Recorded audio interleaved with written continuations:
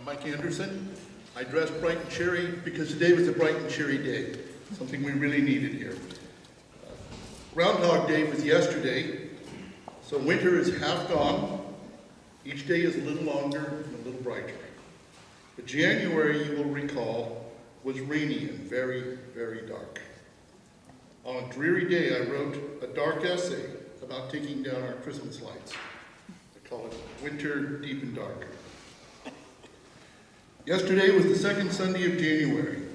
We were reluctant to take down the Christmas tree, hoping to keep the holiday cheer a little longer.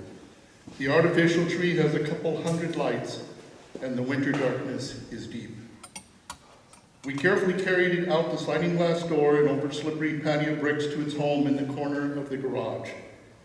We pulled down the attic ladder and packed away the ornaments and decorations, tossing out a few items as we worked. Bonnie noticed that the trash can was unusually light, so we cleaned out the garage and came up with some junk, along with a couple of pillows and other still usable items to take to Goodwill or St. Vinny's.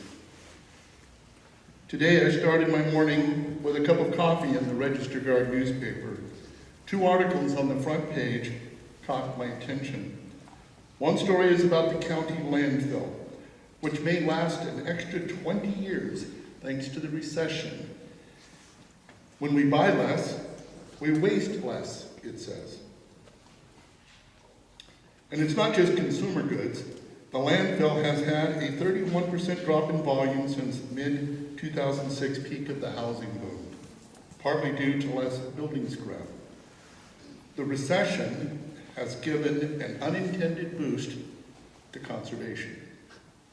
But it hasn't been good to homeowners or to renters.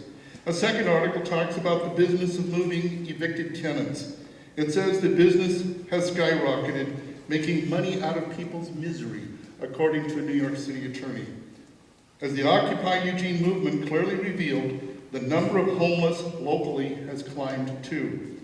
And many Eugene residents are unemployed or underemployed people clinging to the bottom rung of the ladder.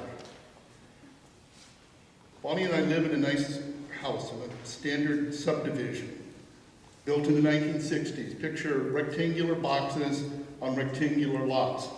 So each house has neighbors over its fences, and a series of neighbors across the street. I need not look to the news to see the effects of the economy. Bonnie and I have become increasingly concerned that our own neighbors are suffering and our neighborhood is slowly going dark. A house at the end of the block was the first to black out. The people moved out. Then we saw the foreclosure notice on the door. It has been for sale for 2 years and no takers.